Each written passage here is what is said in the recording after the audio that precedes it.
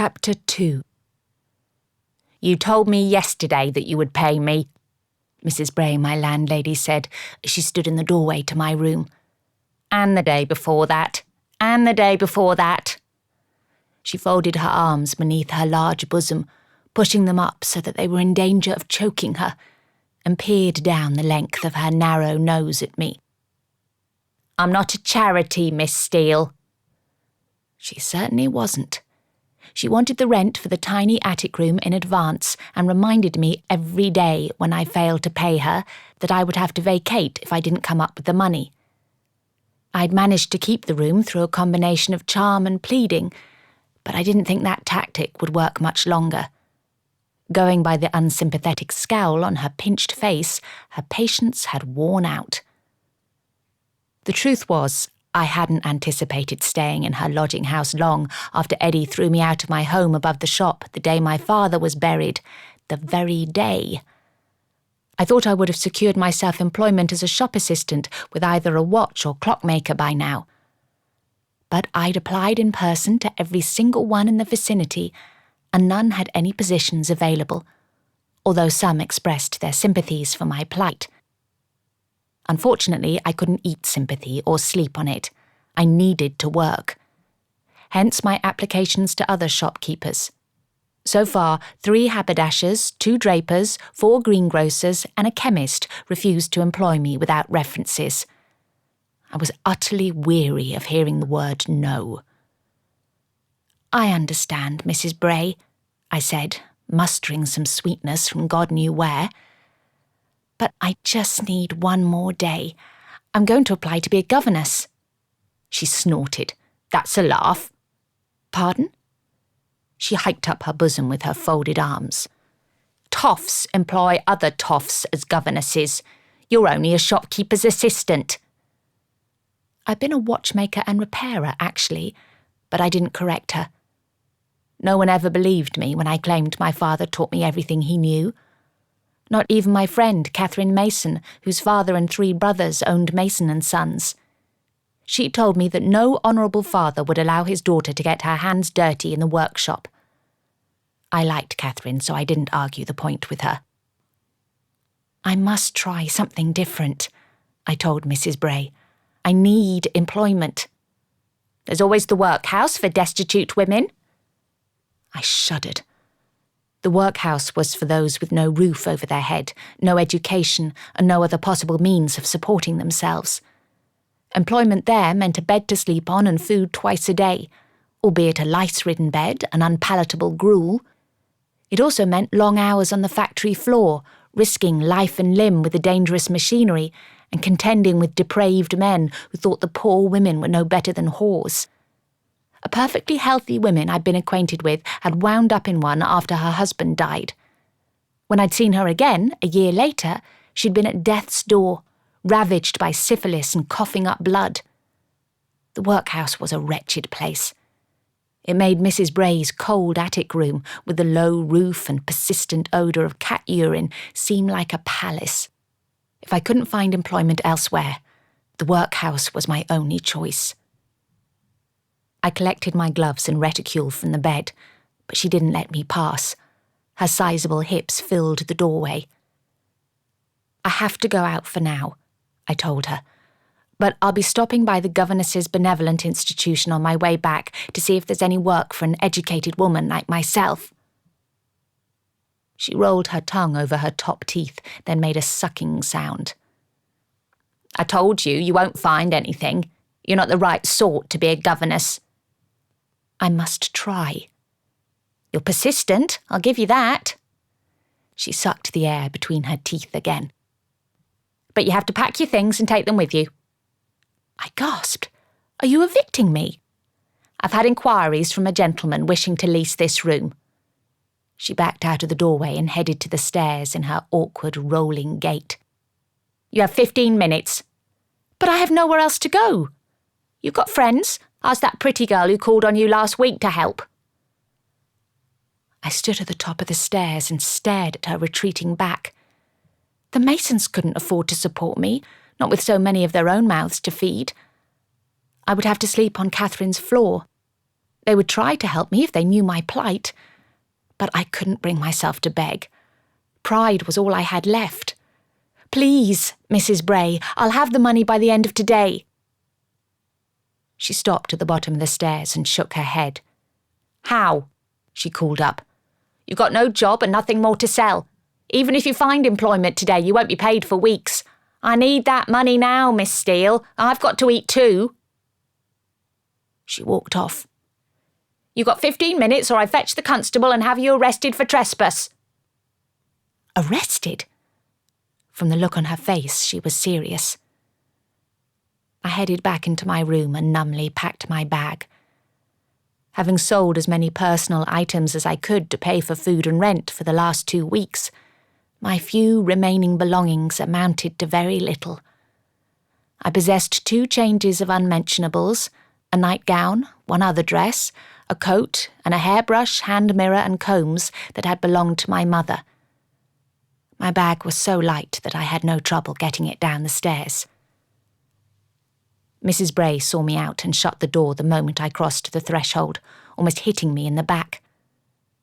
I walked as erectly as possible down the steps to the pavement, my battered leather valise in hand. It had been a gloomy, damp house anyway. I would find somewhere better to live, just as soon as I secured myself employment. In the meantime, Catherine Mason's floor would have to do. I wouldn't rely on the Masons' charity for long, however. I wouldn't need to. I was eminently employable, if only someone would give me the opportunity to prove it without references. After meeting with Mr. Glass, I would apply at the Governess's Benevolent Institution. I could even ask him if anyone in his circle was in need of the services of an educated woman. Indeed, this meeting with Mr. Glass could prove quite fruitful. I had a good feeling about it. I walked from the lodging house near King's Cross Road to Mayfair. It took almost an hour, but the air was reasonably clear, allowing some spring sunshine to leak through the grey pall. I knew the way well enough, having delivered timepieces to wealthy customers who lived there. I'd even delivered an exquisite watch to a foreign prince when he'd stayed at Brown's Hotel. Nevertheless, the colonnaded facades of the grand buildings never ceased to amaze me and make me feel small. My valise no longer felt light by the time I reached Albemarle Street, and my shoulders and arms ached. The liveried porter of Brown's Hotel opened the front door for me. I ignored the questioning arch of his brows and his pointed glance at my simple dress and valise, and strolled inside with what I hoped was an air of confidence. I wanted to at least look like I knew where I was going, even if my stomach had tied itself into knots. The porter stowed my valise away in a back room and directed me to the tea room. I received more curious stares as I scanned the faces for Mr. Glass. Plain shop girls didn't usually mingle in the tea room at Brown's with ladies and gentlemen of good breeding. I felt like a drab piece of sackcloth amid colourful silks and delicate laces. I spotted Mr. Glass at a table near the window. He rose and greeted me with a dashing smile that I couldn't help but return, despite my knotted stomach.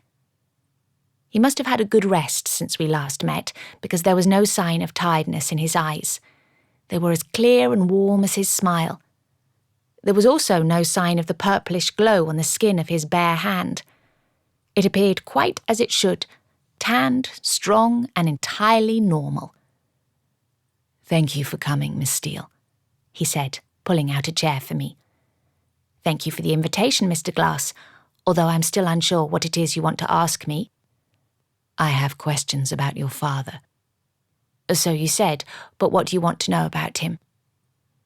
We were interrupted by the waiter, and my awkwardness returned.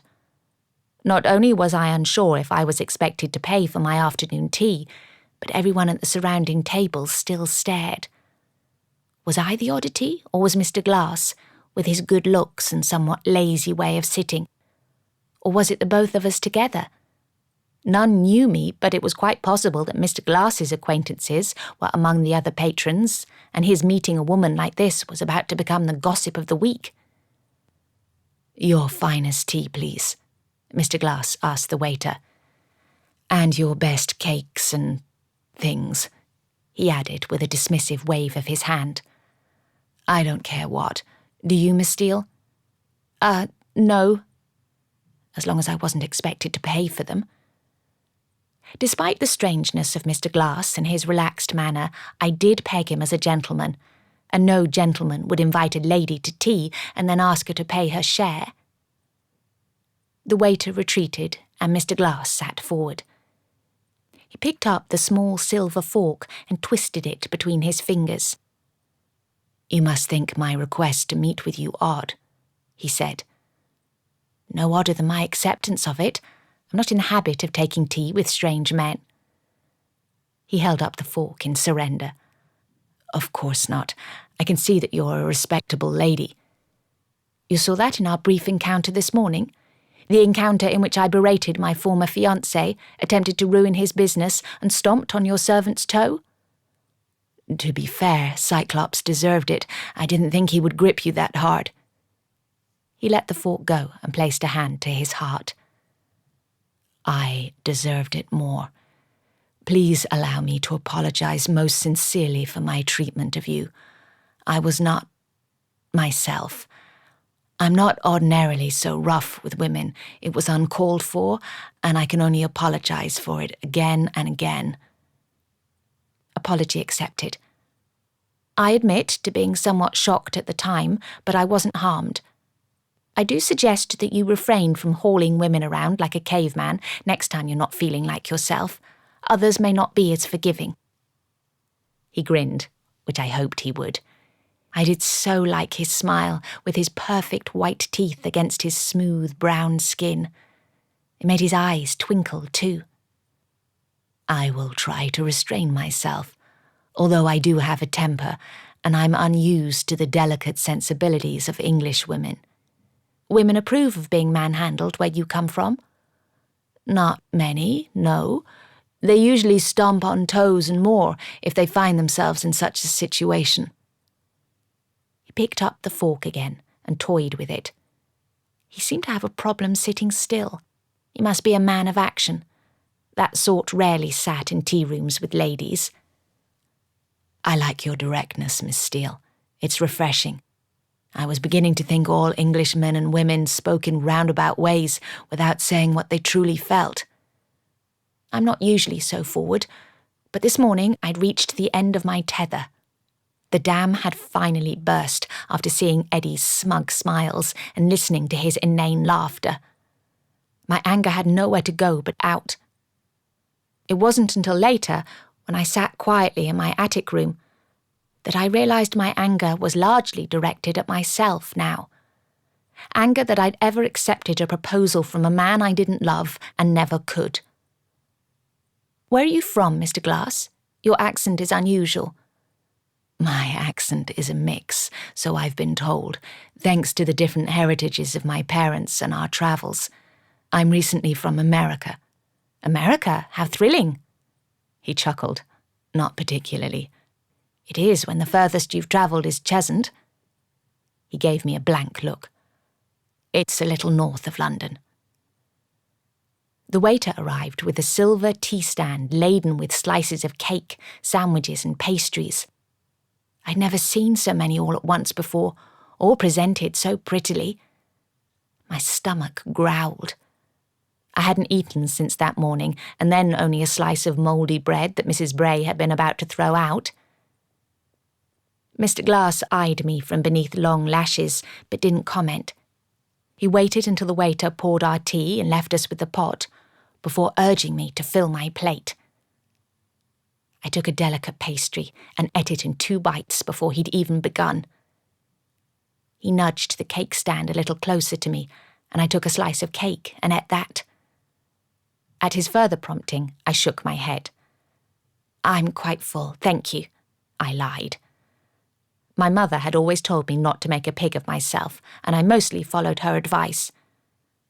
I tried not to look at the cakes for fear of showing my regret, however.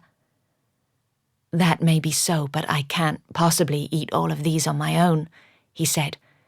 "Please assist me, or they'll go to waste." If he was going to be so gentlemanly about it, then I might as well. He sipped his tea, and I had to suppress a giggle. He looked out of place in a room full of mostly women, a pretty floral teacup in one hand and a pastry in the other. I wondered if he did this sort of thing in America. If I had to guess, I'd say he was a gentleman farmer with those brown hands of his. "Do you mind if I start asking you questions now?" he said. "Go ahead, it's why I'm here." He set the cup down carefully, as if he were afraid he'd break it. He stared at the contents for a moment, and when he looked up, that intense stare he'd given me earlier in the day returned. A shiver trickled down my spine and chilled my skin. I couldn't make up my mind if I liked being looked at in such a way. "How old was your father?" he asked. That was an odd question to begin with.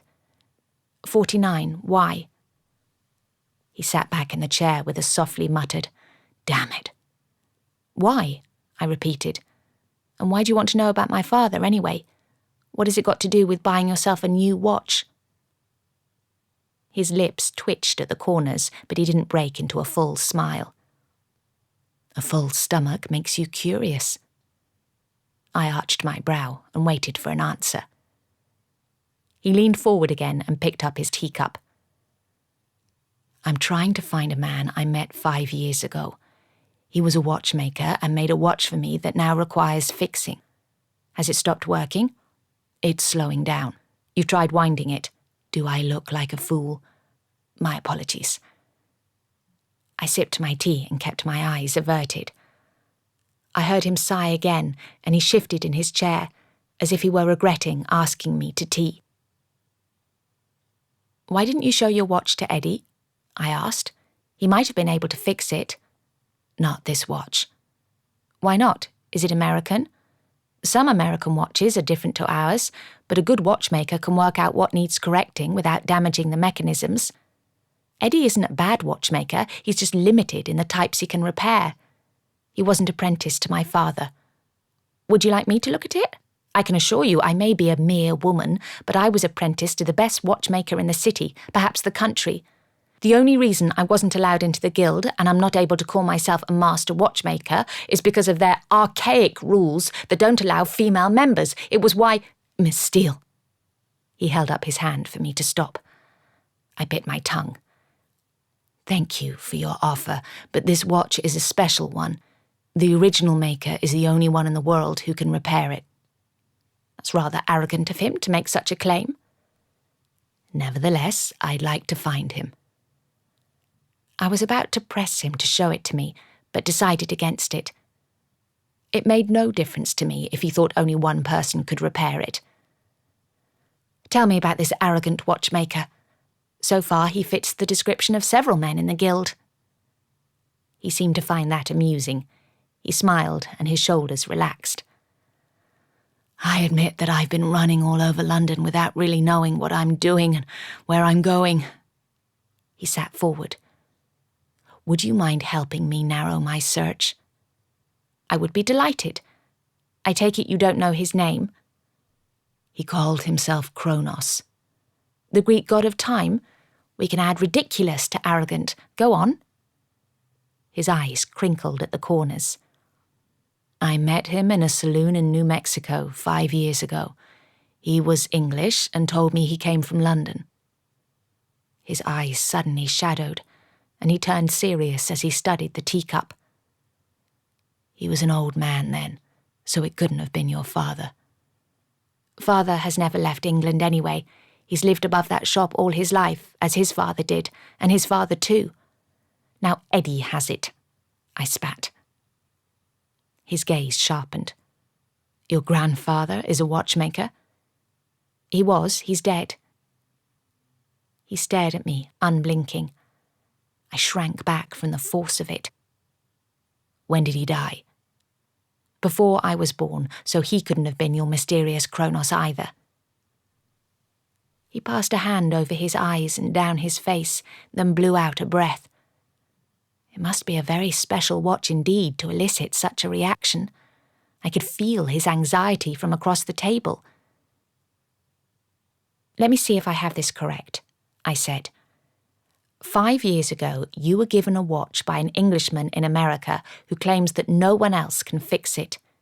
You refuse to let anyone else attempt to fix it, so you travelled all this way to find him. You don't know his name or where he lived in London specifically, and you only know that he must be old. You have it, he said, absently patting his coat pocket. I did not mention the fact that he could be dead.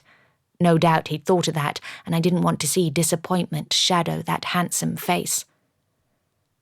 Then you've come to the right person. I know every important watchmaker in London, and most unimportant ones too. I had a feeling you would be able to help me, he said. I'll pay you for your time, of course. It may take several days to locate the right man. Pay me? Now I understood why he'd chosen me instead of Eddie or anyone else. He must have sensed my desperation this morning and guessed I had the time to devote to such a scheme. If you insist, I said as graciously as I could manage while trying to hold back my smile. What is the current wage for a shop assistant in London? He asked. One with experience could hope for £1. I don't know about any other sort of assistant. £1 then. He held out his hand. Deal? I shook his hand firmly, as my father had always taught me when shaking a man's hand after a particularly lucrative transaction. Deal, I repeated, mimicking his accent. He laughed softly. Have another cake, Miss Steele. Then let's begin. I ate a slice, touched my napkin to the corners of my mouth, and washed it down with a gulp of tea. I wasn't being very ladylike, but I was no lady, and he didn't seem to notice. Most watchmakers are traditionally located in Clerkenwell and St. Luke's, I said, but you'll find some scattered elsewhere. My ancestor set up his premises on St. Martin's Lane, and we've been there ever since. Until your former fiancé took it from you. I couldn't meet his gaze. It had been one thing to air my dirty linen when I'd been mad at Eddie, but it was quite another to be reminded of my shocking behaviour, and by gentlemen too. My father thought that only a man could manage the business. I don't know why I wanted to explain the situation to him. It seemed important that he know that father loved me, but he'd been duped. He liked precision, organisation and neatness, so he changed his will when I became engaged, thinking that Eddie could be relied upon to keep his word. No one expected him to die suddenly before the wedding, and to be fair to father, Eddie was very sweet up until then. It wasn't until the funeral when he showed what a nasty little worm he was. Mr. Glass remained silent, and I wished I hadn't blurted out my problems all over again. He must think me as pathetic as I felt. My mother used to tell me that God would punish people like that after they're dead, he said. I wish Eddie would get his comeuppance in this lifetime, where I could see it and enjoy it. One corner of his mouth kicked up. You and I think alike. He lifted his teacup in salute. Finding it empty, he refilled both mine and his. Will you be staying in London long, after you've found the old watchmaker? I heard myself ask, with a hint of breathiness in my voice. He shook his head. I've business to take care of back home. Pity. Tell me what your watchmaker looks like, I said. Aside from being old, that is. He had blue eyes, white hair, and was otherwise nondescript. I got the feeling he was running away from something or someone. Why do you say that? Because most people who end up in Broken Creek, New Mexico, are usually running away from something or someone. Is that why you were there, Mr. Glass? His eyes twinkled, but no smile touched his lips. I visited for the scenery. Is it beautiful? To some. He didn't elaborate, and I got the feeling he no longer wanted to discuss his past in Broken Creek. So tell me which watchmakers you've visited already, I said. That will narrow our search. My lawyer informed me that most live in Clerkenwell, as you yourself noted. I began there this morning. He listed a half-dozen whose names I recognised, although I knew none personally. I decided to stop in at Mason's and Hardacre's on my way home.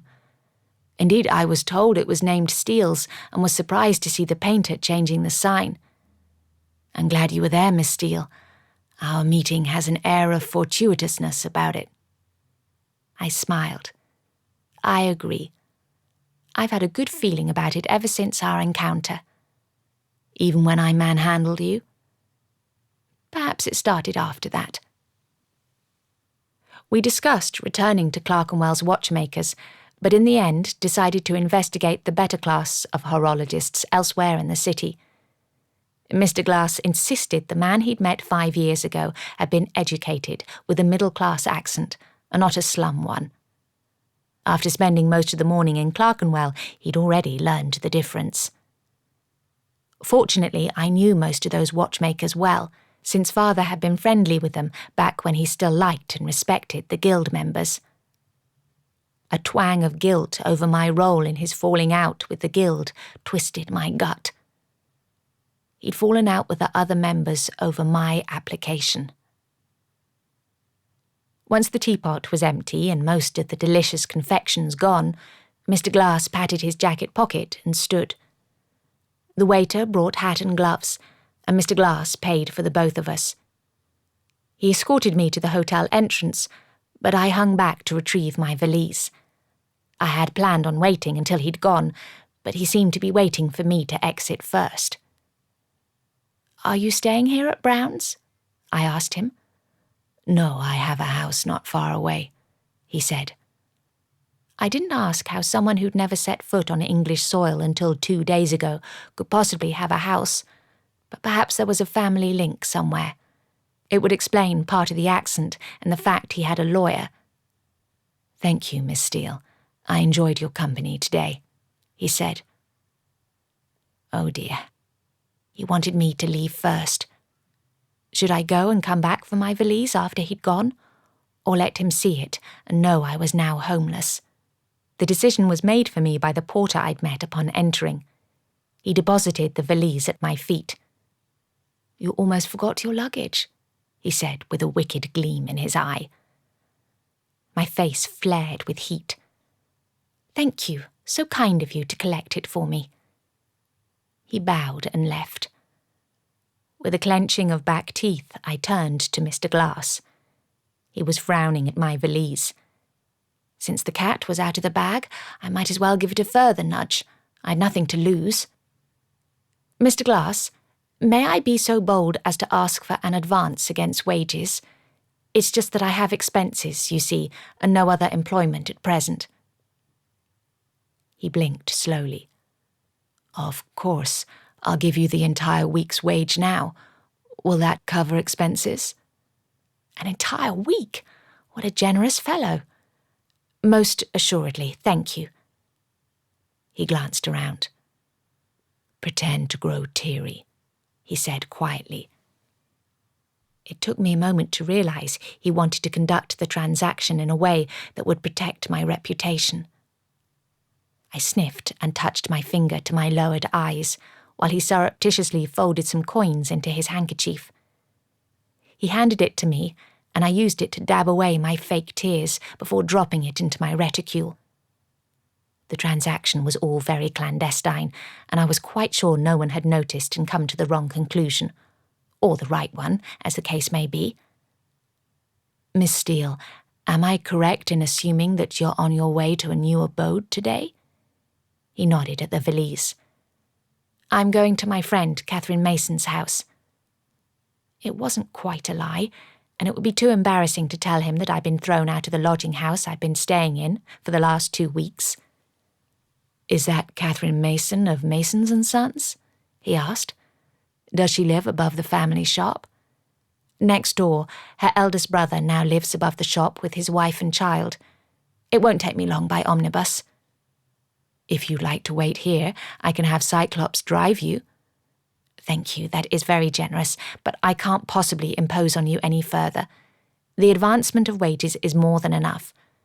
Besides, the omnibus route isn't far, and it's a pleasant day for a walk." He glanced through the front window at the sky. "You call this a pleasant day? The sky is grey, and I feel it so close that I'll be smothered by it. It wouldn't be a London sky if it was blue and high." I picked up my valise, and the porter held open the door for me. Mr. Glass followed me outside and down the steps. "I'll collect you in the morning from the mason's house," he said, brushing his thumb over his jacket pocket in what struck me as an absent-minded motion. It was at least the third time he'd done it this afternoon. Whatever was in there must be important. Perhaps that strange glowing object. "Be careful of pickpockets," I said. At his frown, I nodded at his jacket pocket. He placed his hands behind his back. "There's nothing in there," he said stiffly. "Just a handkerchief." "You carry two?" "Teary-eyed women are common in America." A bubble of laughter almost escaped, but I swallowed it down. He looked quite serious and more than a little annoyed. I couldn't think how my warning would annoy anyone, but I shrugged it off. "What time tomorrow?" I asked. "Is 9 too early?" "Not for me." Clearly he wasn't like other men of his ilk who slept in until noon. He gave me a curt nod and I went on my way. I couldn't help stealing a glance from the street corner, but Mr. Glass had already left. The omnibus route was indeed close, and I didn't have long to wait before one rattled by. Fortune was smiling on me that afternoon because I managed to get a seat inside, facing a gentleman reading a newspaper. When Father's eyesight deteriorated, I read him the newspaper every evening, but I hadn't bought one since his death. I needed to save every penny. I quickly scanned the front page for something interesting.